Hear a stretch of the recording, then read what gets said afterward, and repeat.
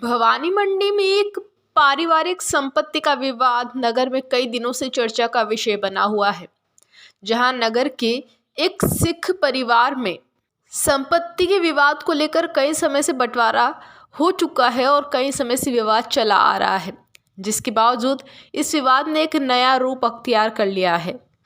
जहां संपत्ति के एक हिस्सेदार द्वारा स्वयं की विकलांगता को लेकर स्वयं को किसी भी कार्य को करने में असमर्थता जताते हुए गुरुद्वारे की शरण ले ली है, जिसे लेकर मामले की गंभीरता को देखते हुए जन अभियोग निराकरण समिति के नवनियुक्त सदस्य राजेश करावन, नगर कांग्रेस अध्यक्ष काला सालेचा सहित विभिन्न सदस्य व जनप्रतिनिधि गुरुद्वारा पहुंचे। वहीं विकलांग सदस्य की हालचाल जानकर सहयोग का आश्वासन दिया। गौरतलब है कि विकलांग सदस्य के जिस परिवार का बंटवारा काफ़ी समय पूर्व हो चुका था, वहीं संपत्ति के बंटवारे के बाद भी संपत्ति में हक नहीं मिलने को लेकर विकलांग सदस्य द्वारा थाने सहित विभिन्न विभागीय अधिकारियों को शिकायत की गई। वहीं स्वयं की जान को जोखिम बताते हुए स्वयं ने गुरुद्वारे में शरण ले ली। वहीं मामले में विकलांग सदस्य के भाई का कहना है कि संपत्ति का बंटवारा काफ़ी समय पूर्व हो चुका है।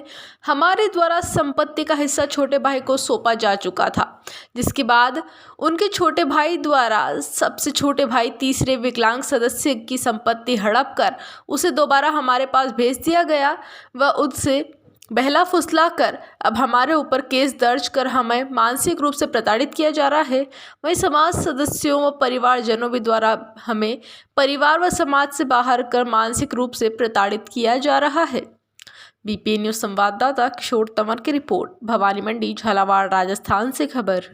के साथ पीड़ित होने का जो मामला सामने नजर आया, पारिवारिक मामला कहीं ना कहीं जो है 1 महीने से जो है वो कले चल रहा है। उसको लेकर आज वो गुरुद्वारे में 1 महीने से यहाँ है। ऐसे में सोशल मीडिया पे मामला आया तो नगर अध्यक्ष कांग्रेस होने के नाते पीसीसी सदस्य राजेश जी आप लोग आए हैं, क्या आपके सामने उसने अपनी गाथा रखी है तो किस तरह का न्याय दिलाने की आपने उसको बात की?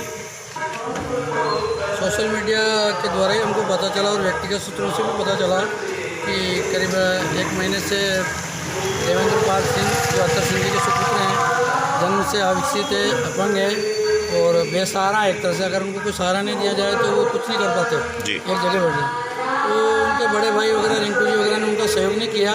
उनके पिताजी की डेथ पिछले साल कोरोना में इंदौर में हो गई थी और अभी वो माताजी ज़रूर है पर माता ने भी शायद हो सकता है इतना सहयोग नहीं किया बेटे का।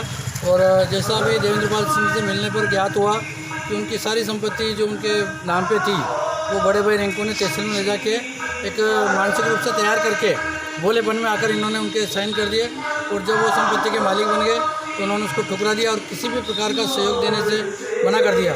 जबकि बड़ा भाई का फर्ज बनता है कि ये छोटा भाई ये बेटे के बराबर है, उनकी पूरी सेवा करें और ये तो वैसे भी सेवा करने लायक है।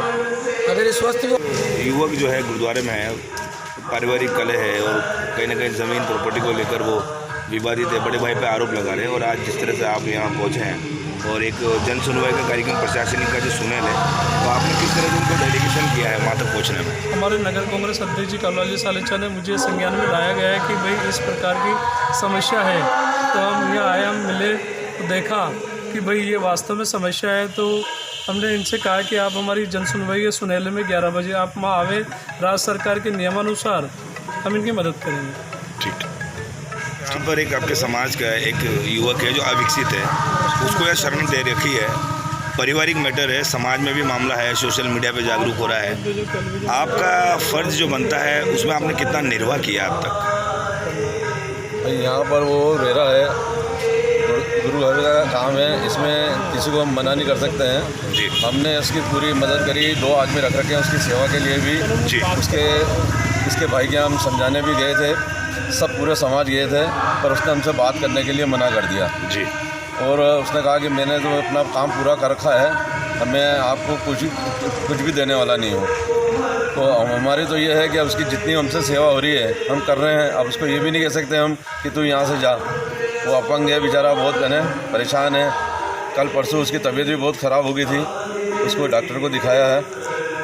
आगे और क्या, जिस तरह से वो कब तक यहाँ रहेगा? आप सारा तो आप लोग ही हैं, समाज का वर्ग जो है, सिख समाज इतना बड़ा है, नहीं, आज हमने मीटिंग रखी है जी। क्या, उस मीटिंग में जैसा भी निर्णय होगा जाके पहले तो थाने में रिपोर्ट कराएंगे हम क्या, और एक बार और उसको समझाएंगे, मान जाए तो ठीक है। ठीक। मेरा अजयपाल सिंह छाबड़ा नाम है और पिताजी का नाम है अटल सिंह जी छाबड़ा नाम है। ये जो पूरा मैटर सोशल मीडिया पर चल रहा है, क्या मामला है पूरा? मैम, ये सोशल मीडिया में जो मेरे भाई, दोनों भाई मिलके और उनकी वाइफ जो मिलके जो कर रहे हैं अभी मेरे खिलाफ़, हमारा बंटवारा मैडम आज से 18 महीने पहले हो चुका है सारा। जी। और 18 महीने पहले मेरे छोटा जो दूसरे नंबर के भाई को मेरे तीसरे नंबर का भाई जो सुमित सिंह ने ले गया था, और उसकी प्रॉपर्टी भी सब हमने उसके हवाले कर दी थी, वो सब मैंने इनसे लिखवा रखी है। सब मेरे पास बिल्कुल बंटवारे की कॉपी भी है जी। और कोर्ट के द्वारा हमारा सब बंटवारा हुआ था, जिसमें हमारे घर के बड़े सदस्य भी हैं, उनके भी सिग्नेचर और सब हो रहे हैं। और ये सोशल मीडिया के द्वारा मेरे को वापस परेशान कर रहे हैं प्रॉपर्टी के, बस ये मीठा। यानी कि प्रॉपर्टी का बंटवारा हो चुका है, उसके बावजूद भी परेशान किया जा रहा है। परेशान किया तो जा रहा है। किस मामले को लेकर परेशान किया जा रहा है? कुछ मांग है पेमेंट के उनकी? मामले में और प्रॉपर्टी के मामले में। तो मांग क्या है उनकी?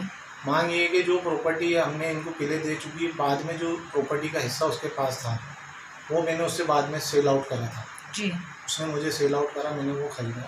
मेरे छोटे भाई के भड़काने में आके फिर ये मेरा जो दूसरे नंबर का भाई हम पे फिर दावा, और ये सोशल मीडिया में मेरे को वापस, यानी क्या एक तरह से आप पे दबाव बना चाह रहा है कि आपने जो बिल्कुल संपत्ति दबाव- खरीदी है वो आपने वापस दे दी? करा और पेमेंट भी वापस करा, जबकि हम इसको पहले भी दे चुके हैं।